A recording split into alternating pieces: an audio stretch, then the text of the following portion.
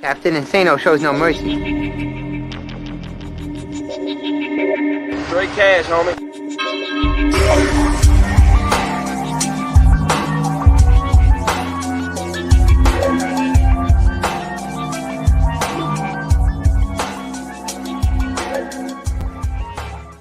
Hold on to your butts. What's up, everybody? Happy Super Bowl Sunday to you. I'm Ivan Vargas. That's Luke Nettles. You're watching the Basement Monsters Game Day podcast on SportsZone Chicago. And, happy day. The day is here. It's a good day. Good day to like Tampa Bay. Good day for you to like Tampa Bay. Good day for the rest of us to hope and wish for a good game. And, man, dude, big game. Because I feel like this one's going to be one for the ages. Your Bucks versus the Chiefs. If you're tied into this more than a lot of people know. Luke is a Bucks fan, but Luke Luke is like he's like the Carmen Sandiego of like my friends. Like, he's lived so many different places, Kansas City being one of them. Yeah, and honestly, and you grew up there, and you have ties to the Chiefs, but you're a Bucks fan. So this one's gonna be like bittersweet. This one's bittersweet. If you could get your Bucks if the Bucks can get you a victory today, I'm sure you'll be happy. Oh yeah, no, I'll be happy either way. I mean, really, but I mean, first and foremost, I want the Bucks to win. That's uno number one. But like I said, I'd rather lose to Kansas City than any other team in the NFL. I can tell you that right now, just because I do like Kansas City. Grew up there, I used to go to little fairs. My next door neighbor's mom was a nurse, so we'd go to fairs at the hospital, and like right. Derek Thomas and the Chiefs cheerleaders, like people like that would be there. So I got a lot of history, man. A lot of people are not happy with me. The people that I know in Kansas City, I'm posting nothing but Bucks, and they're like, "What? Like, bro, you grew up here. Like, what are you talking about? Supposed to be a Chiefs fan. You were the chosen one." Right. Like, no, sorry, man. I was just visiting. You know what I mean? Now I'm a Tampa Bay fan, but man, I'm pumped for this game, man. This is going to be a great game. Killer defense versus killer offense, man. And man, I just hope it's not a blowout. But I have a feeling, like you said, I think this one's going to go down in history. Oh, definitely. And you're repping one of Chicagoland's finest Juliet Catholic product, Yeah. Mike Allstott.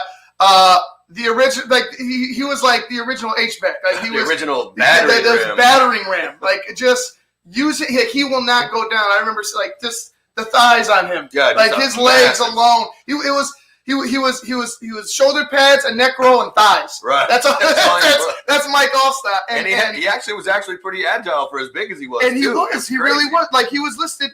They brought him in as a running back. He was a running back to start. Yeah. And they started drafting. They got work done. They seen his versatility, but they also seen his massive size and his ability to be aggressive blocking. It ended up working out for the dude. I'm like, you know what I'm saying? But you had mentioned to me earlier that the Bucks had like some type of tribute video to. Well, they just basically, I saw something on Facebook, and it was basically like all the guys from the Super Bowl that they won in 2002/2003. Just basically telling them, like, hey, own your moment. Like, don't let this moment get bigger than you. It's basically like just uplifting, congratulatory. But Mike Allstott didn't seem like he was just like, just get it done. He was just like, good. He wasn't like, oh, it's great. He was just like, just get it done. Mike Allstott's just headbutting people. Right. With and Warren Sapp's like, yeah, his eyes are wide, like he's getting ready to go in the game. Speaking of Warren Sapp, Vernon Fairley asked Luke, do you remember the 2003 Super Bowl when Warren Sapp played? He was like, I'm like, absolutely. Couldn't remember Warren Sapp. I won a lot. Well, I'll tell you another reason. I won a lot of money because I worked with nothing but Raiders fans when that Super Bowl went off. And they all came up. Oh, let me get 100. Let me get 100. I'm like, fine, let's go. And bam, I think I cashed out with like $800. So that was a double win right there. Got the money, got the trophy. Warren Sapp, man, one of my favorite players of all time. But just a stellar defensive lineman. He's had some issues off the field, whatever. But man, on the football field for Tampa Bay, who hasn't? I couldn't, man. Who hasn't had issues off the field? You know what I mean? Aaron Rodgers. And that's true. Aaron Rodgers, who's surprisingly engaged. Sorry. Third MVP, Aaron Rodgers. Mm-hmm. 3-time MVP, Aaron Rodgers. Now engaged Aaron Rodgers, which is shocking. Yeah. But who gives a shit about that guy? He's not in the Super Bowl. Right. So let's jump a little bit ahead. Let's talk about the Bucs offense, man. Because to be honest with you, we know what type of game Bruce Arians can get into real quick, and that's go 9 9 9 9. Right. And not the German word for no. It's all goes, and he can stray away from the running game in a way that it almost disappears. I feel like it's not going to be the run necessarily in this game for the Bucs. It's going to be when they run and how many what yardage they pick up when they run, because I feel like you're going to need them in key third downs. You're going to need to run on third. You're going to have to run, period. You're going to have to run, period. You're going to need to run on third, so you're going to need execution on big play downs, on short yardage downs, in order to pick up the yardage to get to continue on. But what do you think about the running game? How do they use both running backs?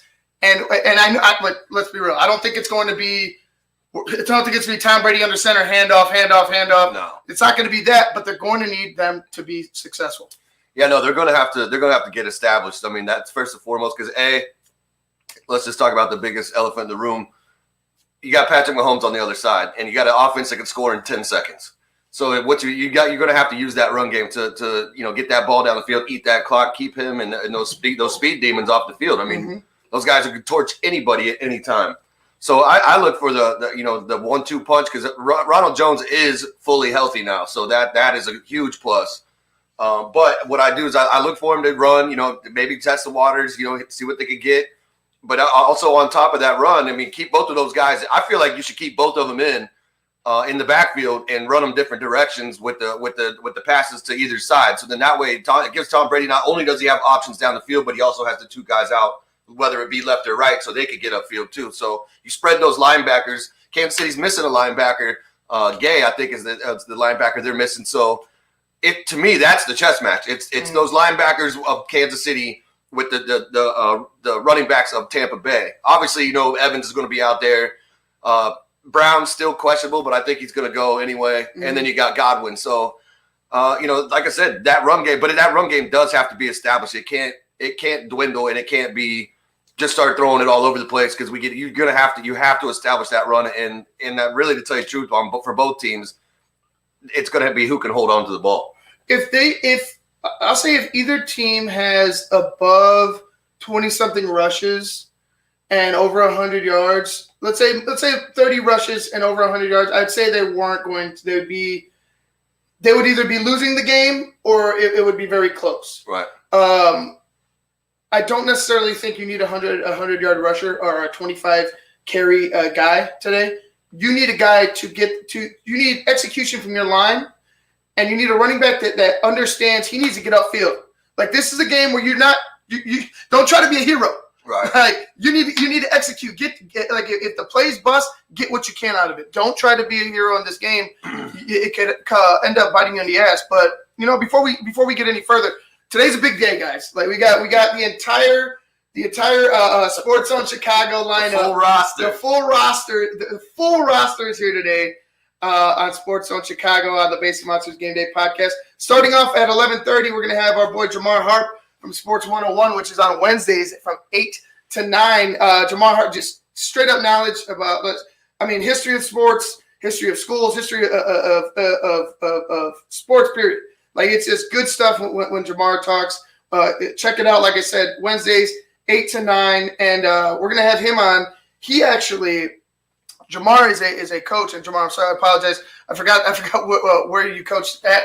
But Jamar's a coach for an HBCU, and Jamar's actually coached one of the players who's come from one of the HBCUs in the Super Bowl today. I think all three of the players that went to HBCUs play for the Bucs, and Jamar happened to have the pleasure of coaching one of them. So nice. It's going to be good talking to him about that, and good that SportsZone has a tie to the Super Bowl. And on top of that, Shawn also has ties to the Super Bowl as well. With a couple buddies that are coaching and whatnot. But this is going to be fun today. I look forward to it. We had a long one last year where it was above and beyond last year. I think we bit a little bit more than we can chew. Yeah. It was fun. A lot going on. A lot going on, but it was fun. This year's going to be a little more tamed, but we're going to have a lot more content to bring you guys. I look forward to it. Like I said, 11:30, Jamar Harp. And then 1 o'clock, we'll have the Humidor Sports and Cigar podcast. The Smokefellas will be on with us at 1 o'clock. And then after that, 2:30, we'll have my co-host, Michael Halatek from the Halatek Hall Show. Gonna talk Bucks and Chiefs, and then after that, 3:15. What's up, cuz? With Jason Palmer and his cousin Lance C. Irvin, Coach Lance C. Irvin, and after that, it'll be the flagship. It'll be the mother show. Shawn and Maya in the morning on SportsZone Chicago. It's gonna be fun, dude. It's gonna be fun. Everybody's gonna get to voice their opinion on the game. You know us. We're gonna continue on till after the game. And during, after, we'll be here. During, after, we'll be here. We ain't going nowhere. Can't stop, won't stop. But yeah, let's move on. Let's move on. It's gonna be fun, guys. So staying with the Bucks offense, Tom Brady. We've seen when he gets pressured, he starts to panic. There's a panic when he gets pressured. And it's in the last couple of games he's had free pressure that has caused him to rush his throw or make just horrid decisions with the football. How do they protect him, and how does he protect himself by not throwing bad interceptions like that? Because I felt like in the Saints and Packers game, there was opportunities for both teams to come back. The Packers got him. I mean, they picked him up 3 times. Yeah. So I mean, it's that stuff that he needs to get away with. But that's why I'm saying, when we were talking about the run games, keep both of those backs in and give him options to either side. So if he doesn't have it down the field, he can dump it off and avoid the hit, avoid those stupid interceptions. This is a great game. It's the best of the best. People are going to make plays. Like that's going to be the thing with this game today, is who can overcome the other team making plays. Because I mean, that's what it all boils down to. These are 2 prolific offenses. I mean, they're both good. Yeah. And that Tampa defense is no joke. And Kansas City's also missing their left tackle, Eric Fisher. So that's going to be Quado should be eating today. Jason Pierre-Paul should be eating today. Quado. He should be eating, man. Because like I said, Eric Fisher's out. Eric Fisher's a great left tackle, but, man, he's not going today. He was hurt. I can't remember his last game or game before. But, man, that's a huge blow to Kansas City, and that opens up a door for Tampa. So I look for the pressure to come all day. Hey, give it up to JPP, man. He blew off his hand, and he's still doing it. He's doing it big. He went full Ninja Turtle, and he's still doing it. Give it up to JPP, man. Yeah. I ain't gonna front on it. He's still doing his thing. I clowned him. This ain't even me clowning him. This is like, I'm serious. No, he showed everybody. He showed everybody, like, shit, I'm still showed everybody. Look how many people passed on him. Like, nobody wanted to hire him. Nobody wanted to sign him. They're like, no, that's crazy. That's crazy. And now look at him. Now he's tearing it up, man. So props to him, man. I love that guy. Hey, I'm glad he's on my team. I can say exactly. that. That's somebody else's loss. Right. It's going to be fun to watch Rob Gronkowski run out there. I thought his career was done a couple years ago, and then we know what happened. Tom gets to get away from whatever was going on in New England. Yeah, I think they were both a little tired. They were both a little tired of that BS, and they just want to have this is football like at its purest. It's the most fun sport I've ever played. I'm not even gonna to sugarcoat it. It's the most enjoyable at its purest. Do you think they were having fun up there? Hell no. No. Hell no. There was a business being ran, and they're like, we can win now for the next 20 years. Yeah, the only fun they had was walking from the bus to the plane when they were doing their little Instagram videos. Winning Super Bowl. Back on the plane, like, all right, we're back to business. Look, winning Super Bowls, yes. And I get it, and I look, a boot to the ass can help you out sometimes. Yeah. But you can only take, the human mind can only take so much. And it was just time. It was time to move on from New England. Excuse me. But getting back to Rob, we seen him in the Green Bay game. It was one play, one reception. It was a 40-yard screen, tight end screen. I know he's not going to be utilized as much, in the middle of the field, but he will be utilized in the red zone and in short yardage situations. How do you think he feels? How do you think they use him today? Because, I thought, honestly, I never expected Rob Gronkowski to come out of retirement, and now he's back in the Super Bowl. What do you think the Bucs do with him, and how do you think he plays today?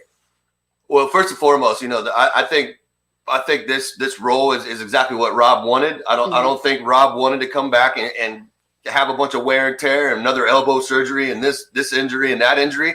I think they're using him right. I think he's a good blocker. You keep him in, you could block for real quick, boom, leak out. There he is. I think he's just fine. I think they just need to continue to do it. Like, he's not going to explode on you all of a sudden.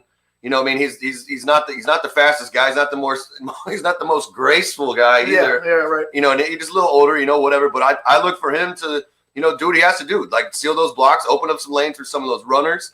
You know, maybe catch a linebacker coming off on a blitz or something like that. And I think he will probably catch a couple balls today, just with the dynamic with the Chiefs and that linebacker being out. Yeah. But I don't like they're not going to use him. You know, that's the great thing about him. He didn't come to Tampa Bay to be Rob Gronkowski from the Patriots. He doesn't have to be the number one guy because they have plenty of complimentary players around him that could get it done on every day, every down. So I think Rob's right where he wants to be, right where he needs to be, and I think, you know, I'm happy with what he's done. You know, we got 3 other receivers that are awesome, Hall of Famers probably, and you know, he doesn't need to be out there to shine like that. So he just needs to hang tight, pick up his blocks. Work, you know, his blocking game's got to be on point today. And I think like I said, he's going to catch a ball or two. I don't know if he's going to get in the end zone, but he's probably going to catch a ball or two. And then, you know, this game, you know, biggest things we've seen Kansas City do it before. We got to watch out for those trick plays. Oh, man. And then Tampa may have some up their sleeve as well. So if there's a trick play, I would look to Rob to be probably on the recipient. I wouldn't doubt it. Checking the injury report real quick. You know, besides the 2 that are out for Kansas City, there's nobody out for the Bucs. There's some questionable. Antonio Brown, questionable with the knee. Cameron Brate, a back. Jason Pierre-Paul, Ndamukong Suh, and Cameron Brate all 3 didn't participate in practices, but if they're not listed as out, their asses are going to be in the game. For the Chiefs, for the Chiefs, we know Fisher with the Achilles and Willie Gay, linebacker, with a knee/ankle. It says here, knee/ankle. Sammy Watkins questionable with a calf, but I guarantee he plays. Yeah. The one injury that's questionable, I would say you could question if it gets re-aggravated, and if the Bucs are able to hit him free, and that's Mahomes' toe and his, I believe it was his shoulder. Yeah, I don't remember I remember the toe. There was two. No, the concussion. I'm sorry. Right. Yeah, concussion. Yeah. I mean, like he did get hit, but there's no telling what he's feeling up on that neck. I mean, he could still have. He can still have some pain there. There could still be some pain. So you never know. They need to go ahead and hit him. The Tampa Bay Buccaneers, they're a sack machine. Right. They're a sack machine. I think they have 3 players that have almost 10 sacks apiece. Mm-hmm. About 10 sacks apiece. You know, 2 one of which is one of their middle linebackers. A rookie middle linebacker. Devin White, man, what a stud. How do they generate this pressure today? Pat Mahomes is great against the blitz. You know, teams have hit him, but they really haven't found success. Mm-hmm. How do they get home today against the Chiefs? They just got to this game actually has 3 prolific matchups in it. Actually, let's call it 4. First and foremost, Brady and Mahomes. Mm-hmm. Second, Andy Reid and Bruce Arians. Third, that that Tampa Bay defense and that Kansas City offense. And then the 4th one is a huge one that's really going under the radar. This is a massive Todd Bowles, Eric Bieniemy chess match. Mm-hmm. That's what this is. Todd Bowles, like I said, Tampa's not going to do anything different. When they played the Chiefs earlier this year, they still brought pressure. I mean, I'm sure they're going to learn. They're going to adjust a little bit, but he's not going to call it. He's not afraid to send them. You know what I mean? He's not afraid to send that blitz, and you know, when he does, they get there. And like you said, sometimes you don't have to hit the quarterback. You just got to flush him over here to have him make a bad throw, or maybe run into another bad play. The thing is that, you know, and that you're gonna look like, and you're right. I just feel like you're going to need to get home sooner or later. It can't be just flushing out, because his receivers extend plays, you know, just fantastically for him. Mm-hmm. They're able to get open when they're not open, you know, after he extends it. I was gonna say one. Steve Spagnuolo, against Tom Brady. Mm-hmm. That's going to be key because he's beat him. Right. He's like, honestly, other than Tom Coughlin and maybe a couple of the coaches that were on both those giant Super Bowl runs, mm-hmm. who has Tom Brady's number better? Right. You know what I mean? Who has Tom Brady's number better? Like it's going to be a huge factor in today's game. How does Tom beat that defensive scheme for the Chiefs, because it's not like the Chiefs have talent, but it's not like you're not overwhelmed by one guy or another. No. You know what I'm saying? They do their jobs. They do their jobs well. They have great leadership, and they focus on the task at hand. And I feel like that discipline from the Chiefs is why they're so successful. Yeah, I agree with everything you just said right there. But I feel like Tom didn't have the weapons when he played with the Patriots that he has here in Tampa. He's got, he had Gronkowski and a couple other random, run through the lottery ball thing. Right, here, it's that guy. So I think Tom is in a good spot. I think Spagnuolo is the one that has the worry. I feel like Bruce Arians is smart enough, or actually not even Arians, it's Byron Leftwich calling the plays down there, the offensive coordinator. So, I think he's seen it. I think he knows it. He may even went back and watched a little bit of that Super Bowl to see what was going on, what Tom failed at, what he was good at. So I think, like I said, the thing is keeping as many receivers on the field as you possibly can, especially the running backs. Like you said, if he gets in trouble, dump it over somebody's head, let him run, get you to 5, 6, 7, 20 yards, whatever it may be. I feel like that's where Tom's going to have to be strong. I feel like they also need to, play a lot of the short game and kind of suck that Kansas City defense down. And then the other thing that works good in Tom's favor is Bruce Arians drafted Tyrann Mathieu. Mm-hmm. He knows everything about Tyrann Mathieu. Like he knows all of his strengths, all of his weaknesses. He knows it, and that's going to help Tom down the field with the deep balls as well. So it's going to be very, very, very interesting to see how both of these teams react to the other one, because but really each offense could really go down and just punch you in the mouth real quick. So it's going to be tough. But like I said, I feel like Tom's been the underdog in the Super Bowl 2 times. Mm-hmm. And guess what happened? He won. Undefeated. He's an underdog now. This game has been dubbed the GOAT versus the baby goat, or the kid, if you will, if you want to be grammatically correct. If you want to be correct, you want to be correct. The passing of the torch game. I believe it. Like this has been a Super Bowl hyped. Honestly, there shouldn't have been any hype. Like the hype, it hypes itself, right, to the point of extremely, possibly being the best Super Bowl we've seen in our lifetime. But Tom versus Pat, I feel like this game's gonna be talked about for a while. Mm-hmm. It's gonna be talked about for a while, whether it be good or bad. Because if it's, and I don't think it's gonna be extremely bad for either side. I just feel like, if Tom wins, there's just still so much potential for Pat Mahomes that I think he gets a pass for it. Oh yeah. But if Tom loses, right. That's it. That's the end of the end of an era. He's coming back next year. I understand that, but you're gonna have people like Tom move on, like it's over. Shit don't work out like that. Shit don't work like with Tom. So for me, like, how do you feel Tom? Well, give me both guys. How do you feel both guys are going to perform today?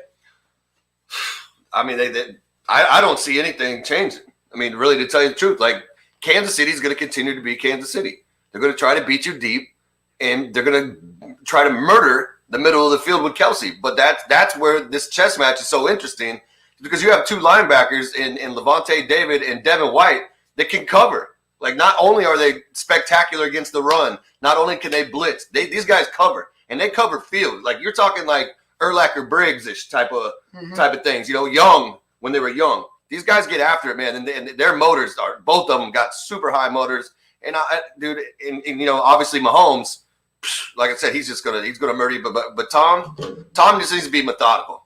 Be methodical. Take what they give you. If you see the blitz coming, don't fucking lay it. You know what I mean? Oh, here, take it.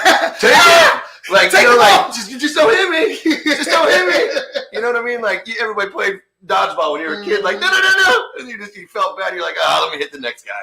But anyway, he needs to hold on to that ball, not just wing it out there. Use your running backs out to either side and take the short pass. Get it out of his hands quick. That's the difference. Tom needs to have the ball out of his hands quick, as to where Mahomes can hold it, run, make a few moves, bam, 40 yards down the field. So that to me is the difference. And I don't really think that either of these guys are going to change their game plans. I mean, I think they're both.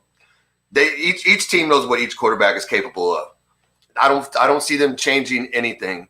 If one team gets down, see, that's the thing too. Mm-hmm.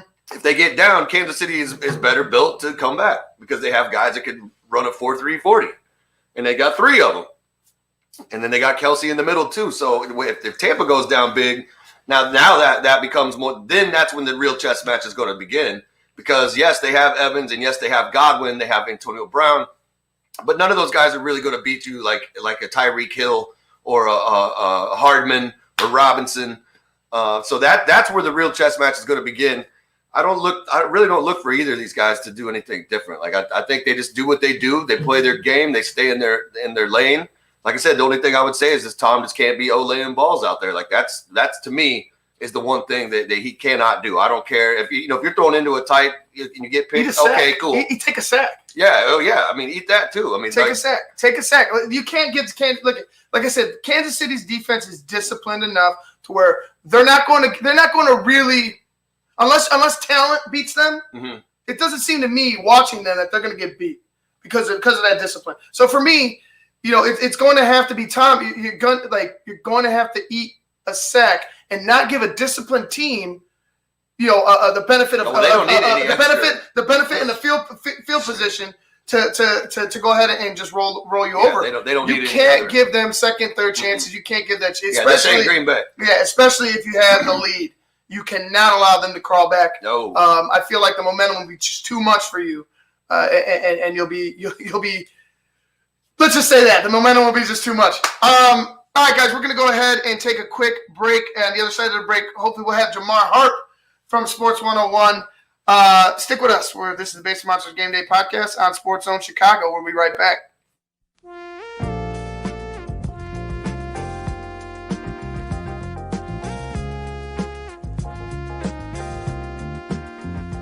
I just heard my favorite band is in town. I'd love to get good seats, but everywhere I've looked, the ticket sites have crazy service fees. Haven't you heard of TixSplits? Who? TixSplits. They don't gouge you with crazy fees. The price they advertise is the price you pay, plus a small delivery fee. Never pay service fees again. Go to TixSplits.com today. TixSplits.com. Guaranteed seats, low prices. That's TixSplits.com. Every ticket, every venue, everywhere.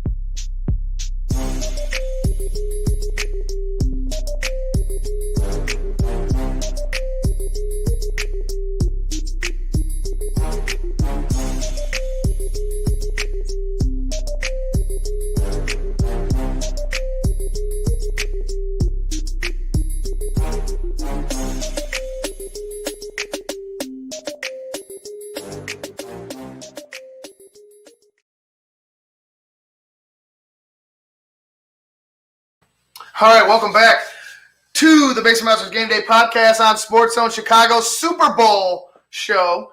Coming up right now, guys, it's a guy that we welcome here to the show because his knowledge about sports, his knowledge about specific games, but just the detail that he gives during his shows and when he talks about sports is just it's second to none. Right now, we want to welcome Jamar Harp to our show. Jamar, man, what's up, brother? How are you? Actually, let me fix this so we can get all of us on the screen. How are you? Big day, man. Big day.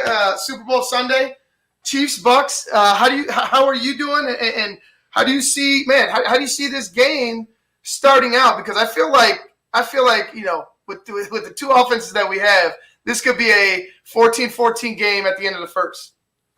Definitely. Hi, guys. Thank you for having me on.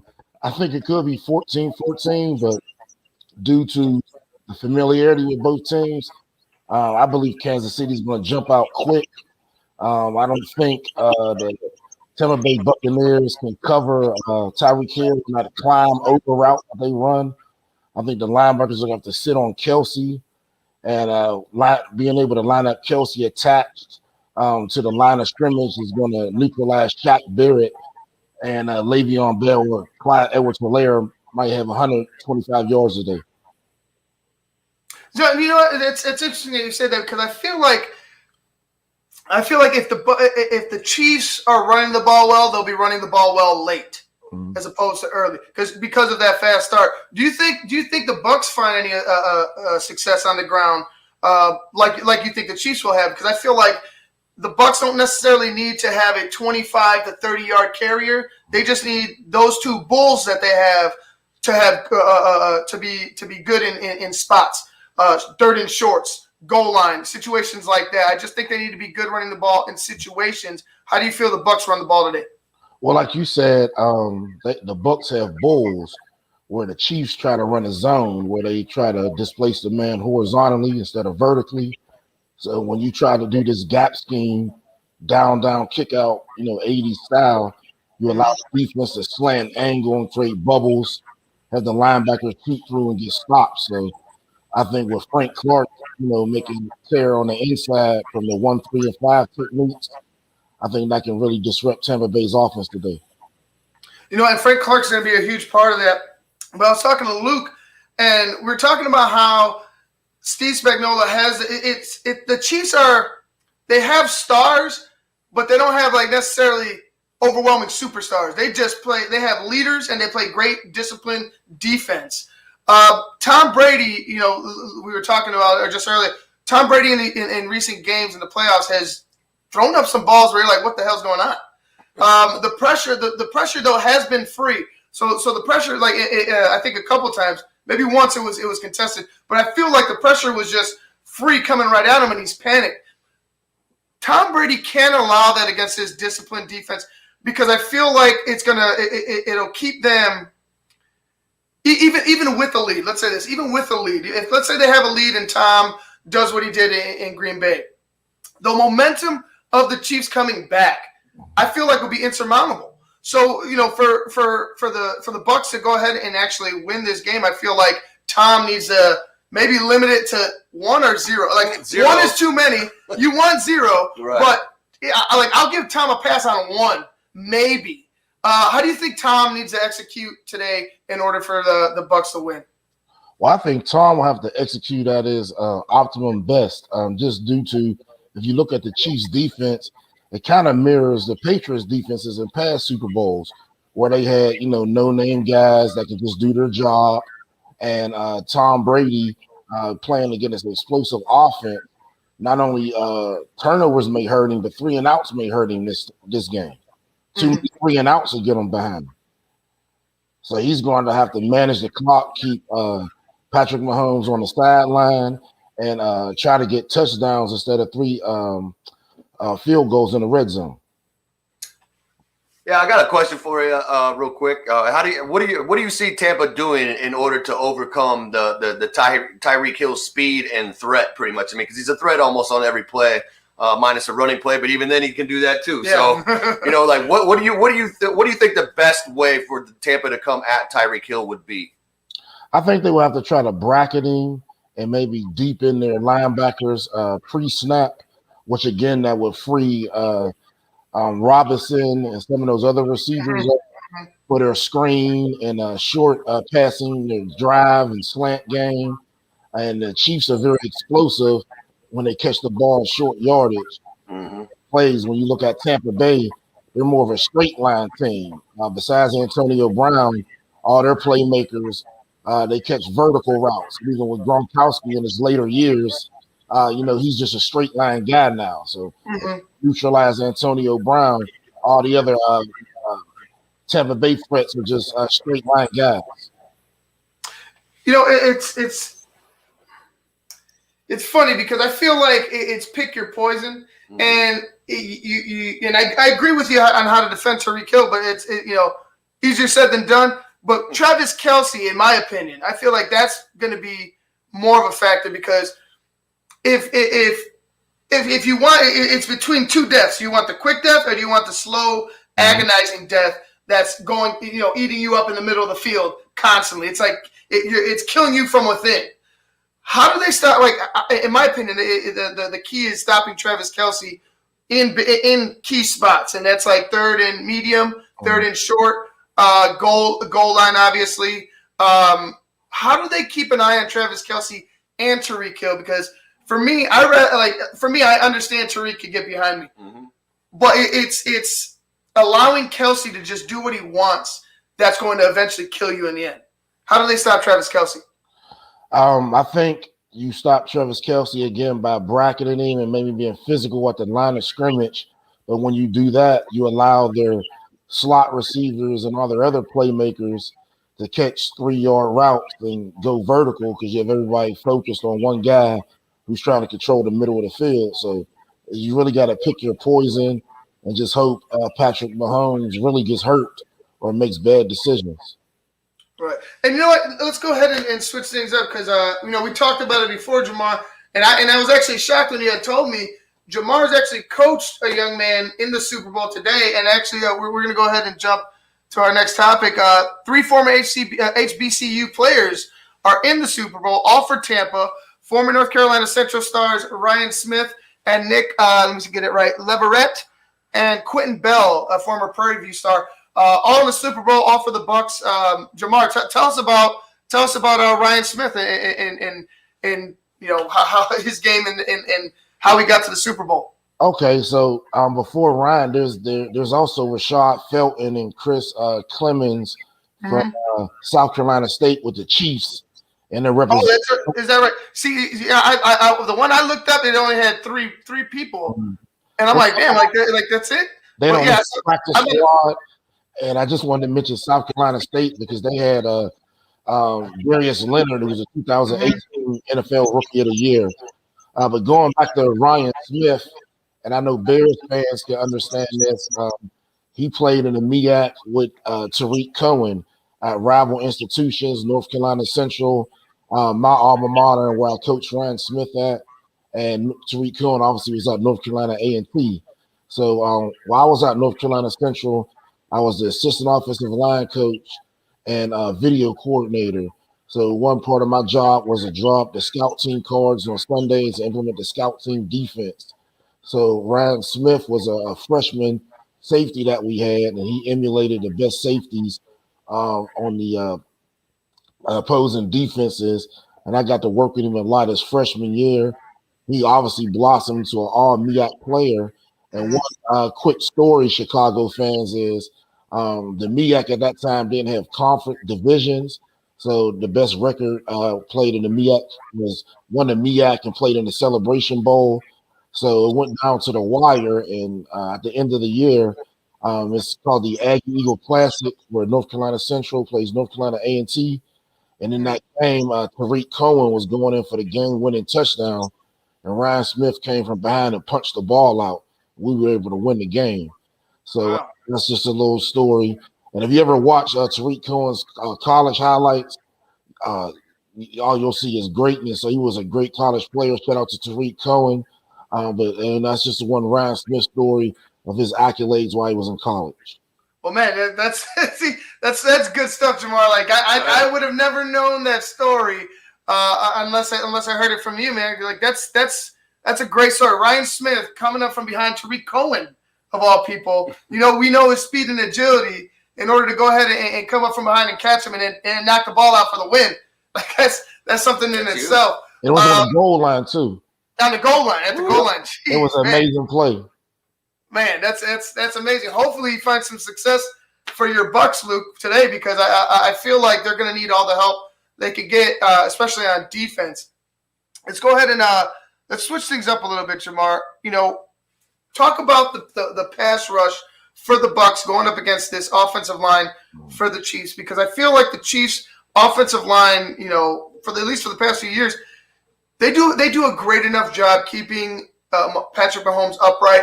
It's like they do about 65% of the job, and Pat does the rest by getting escaping and getting away from pressure. How do they fare against a Bucks team that honestly what they have like about almost 10 sacks from 3 different guys? They have about 48 sacks altogether. How do they slow down a Bucks pass rush that is fierce? Well, I definitely think you use some of their concepts that they've used traditionally that are more college-based, such as slide protection, especially with having backup offensive linemen in.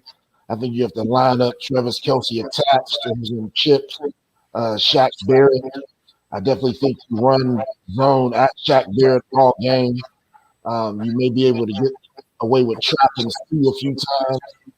And more importantly, use your running backs for chips and secondary release off the backfield.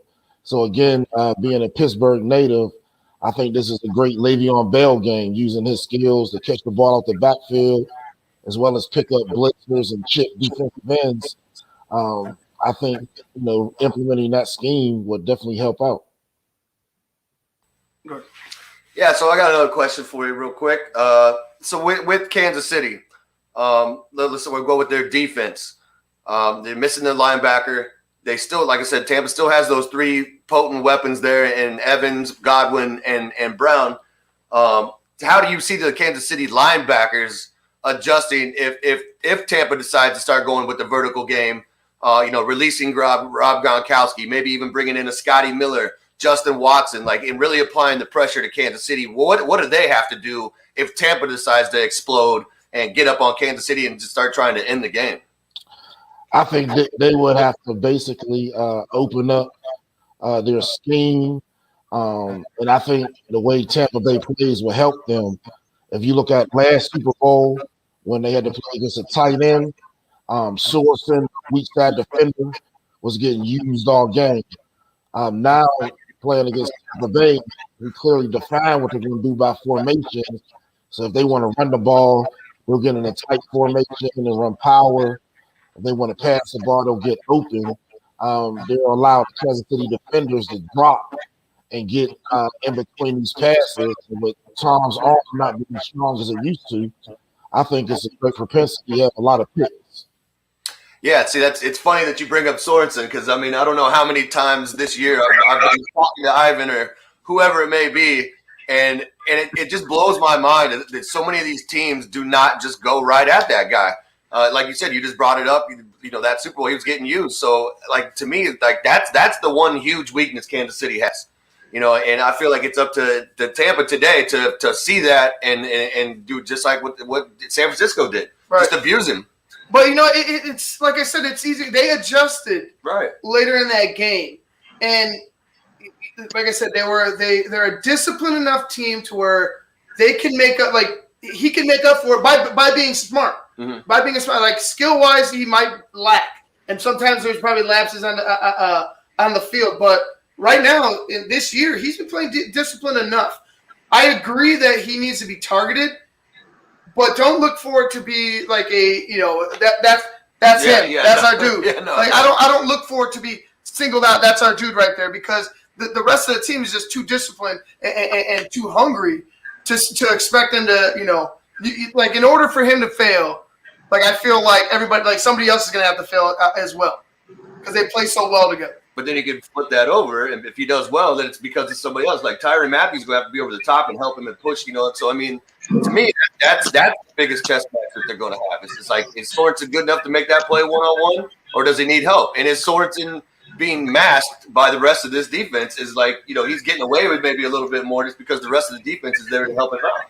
So that's going to be a huge thing to watch. Go ahead, Jamar.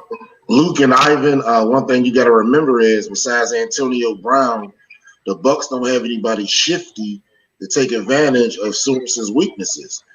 Mike Evans is going to run 10-yard and ins and outs, and everyone else is going to run those type of routes so he can get underneath anything. If Antonio Brown, who has a knee problem, can't play, then they have no shifty defenders that can make him flat-footed and embarrass his unathletic ability. Right, and I think if Antonio does play, if he plays, he'll be used strategically. I think they're going to use Scotty Miller, and that's a shifty guy. He's shifty enough because you've seen him take advantage of Kevin King against the Packers late in that first half. Mm-hmm. I think he might be the guy. I mean, it depending on whether Antonio goes or not. I think he might be a guy that could come in and then all of a sudden, boom, there's your big play for the Bucs. Although I can agree. It's still Scotty Miller is a streaky, right? Streaky. Like we talked about him before. It's like, yeah, he has these explosive moments, but it's like it's here, there. Sometimes it doesn't show up for a couple weeks. I think he has the ability, but I don't know if they execute it as well. Jamar, before we let you go, man, I want to go ahead and get your what is your 2 keys to the game for both teams? Let's get one from each team in order to win, and then give us your prediction for the game. Okay, so I think the Tampa Bay key to the game is controlling the ball and keeping Kansas City off the field. If they can do that and don't have any turnovers, they can possibly eke out a win. I think Kansas City has to, on defense, their safeties have to get off the hash. They show a couple 2-look and really play 2-man or 4 and get off the hash and make plays on the ball and catch ball. If you look at last week, Green Bay had 3 interceptions, probably should have had 5. So if Tyrann Mathieu, the safeties and nickelbacks can take care of these balls in the air, that'll help the Kansas City on defense. And then on offense, it's Travis Kelce and the running backs helping the offensive line do a Shaq Barrett and giving Patrick Mahomes time to make plays. With that being said, I have the Kansas City Chiefs by 10. Chiefs by 10. All right. I can't disagree. It's to me, this is a coin toss Super Bowl. To me, this is such an even Super Bowl. I keep going back and forth in my mind as of right now. But if you got Chiefs, Jamar has the Chiefs by 10. I can't disagree with you. Very well could be. It very well could be. That offense is that potent. It can very well be 30. You know what I mean? Not, but yeah, it very well could be 30. Jamar, man, hey, thank you for coming on. Let everybody know what time they could find your show and where they can find you online before we let you go. All right, so thanks, Ivan. Thanks, Luke. World. Ivan Vargas is a new Tony reality. So please listen to all his shows. You can find me on Wednesdays at 9 a.m. Eastern, 8 p.m. Central Time on SportsZone Chicago, Sports 101. I can be found on Twitter at Coach_Harp412 and Facebook at Jamar Harp. Feel free to contact me for any questions. And again, support Ivan Vargas and the SportsZone Chicago family. Thank you, Jamar, man. We appreciate you. Enjoy the Super Bowl. We'll see you later. Hey, check out Jamar Harp Wednesdays, Sports 101, 8 to 9. Jamar, have a good day, man. Enjoy the Super Bowl. All right, thanks, Ivan. Thanks, Luke. Take care, man. All right, guys, that was Jamar Harp from Sports 101. Like I said, Wednesdays, 8 to 9. Jamar's just giving knowledge. They just broke down what the do's and don'ts and gave us a little more than we expected. And that should be expected from Jamar. He always gives you a little bit more than what you expected, and it's always good stuff. Before we take our first extended break, I feel like he was right about Le'Veon Bell. I feel like this is smells like a Le'Veon game. Late. It'll be late. I feel like the Chiefs will start out quick. They try to go, quick, and then if they get a lead or if it's close, you're going to see in the second half Le'Veon Bell start to carry a load. Even with Edwards-Helaire. both of them will start to gain more rushes on the ground, and you could very well see Le'Veon break a big one. I could see, I could see a big long run from Le'Veon Bell, maybe like a 40, 50-yard run. Edwards-Helaire, I could see a long run from him. I don't necessarily think. I don't think it's going to be like they just methodically chip. They're going to need to break a big one in order to get some in order to rack up yardage on the ground. Yeah, the one thing I think that I don't see Le'Veon having that big a game. Just Devin White and Levante David are way too fast. Le'Veon is not breaking away from anybody. He's that. The thing that I think against this kind of pass rush with him is how he runs. He catches it, does this little weird thing in the back, and then he wiggles out. Those pauses, I think, against this Todd Bowles blitzing defense, I think that's going to punish him. I think if anybody's going to bust it out big, it's going to be Edwards-Helaire. Le'Veon probably maybe with the catching the passes out, but I feel like if any damage is going to be done by the run, it's going to come from Edwards-Helaire. And he's only, he's got a couple weeks under his belt now where he's, he was out for a while. Yeah. So that's the other thing too. Is like, is he going to be able to, are they going to be able to bell cow him? Mm-hmm. They're lucky they have Le'Veon. And another thing, just to throw it out there, but I did see something too about LaShawn McCoy. This is probably his hang-up game. So there's a whole bunch of stuff going on in this game. It's crazy. Well, I was going to mention when we were talking about Rob Gronkowski, I was like, is this a hang-up game? Yeah. Oh no. Well, I don't know. I think if Tom comes back next year, since Rob doesn't, he didn't suffer much punishment this year. He's been blocking the whole year pretty much. Yeah, that's what I say. So I think if Tom comes back, I think Gronk comes back. But the big question is, Tampa Bay has a lot of people on that defense that are free agents. Yes. But if they win today, I bet you those guys come back on 1-year contracts. Oh, you make 1-year contracts. You make it work. You make it work, especially if you have the team to go now. Yeah. You make it work. I think if they win, I think Rob thinks about it. Yeah, I think he does. I think if they win, Rob thinks about it. I think he does. Why would what more? You had it's just what more at that point for Rob? Mm-hmm. Unless he loves it, unless he's loving because you saw how broken he was. Yeah. When he left New England, and I felt for. I was like, man, Rob, stay away. You saw what happened to the mind of Aaron Hernandez, and Aaron Hernandez probably had his own problems, but you don't want to see Rob go the route of some of the former NFL greats who suffered from mental health issues, CTE, depression, things like that. You're happy that he's happy. Yeah, I think he's right where he wants to be. I genuinely feel like Rob Gronkowski is just happy as hell down in Tampa. He has a condo he just bought with his wife, girlfriend, fiance, whatever, in Miami. So I feel like Rob's just like, yeah, this is just where I'm at. This is what I do. I feel like he actually enjoys living down there. Like I said, he hasn't taken much punishment this year. They kept him as a blocker. So, if he's healthy, and he feels good come next roll, Tom's already coming back. So I feel like if he's healthy, nothing happens here in this game, and he's fresh coming next year, I think I think definitely he's going to think about it, but I think he does come back. Oh, we'll see. All right, guys, we're going to go ahead and take our first extended break. We'll be back in about an hour. 1 o'clock, we'll have the Humidor Sports and Cigars podcast, the Smokefellas. I think we got all four. They're like the Wu-Tang Clan. It's like you got 87 dudes coming on the screen at 1 o'clock. But no, that's my boys. The Smokefellas are going to come on. We're gonna get down and dirty on what's going to happen today. We're going to talk a lot of Yang, if you know what I mean. Talk a lot of Yang, if you know what I mean. All right, guys. Until then, this has been the Basement Monsters Game Day Podcast on SportsZone Chicago. Smokefellas at 1 o'clock. Be sure to check us out.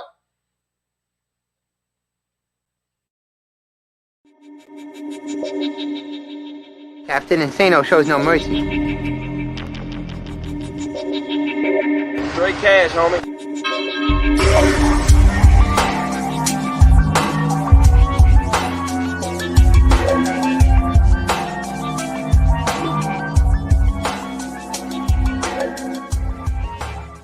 Hold on to your butts.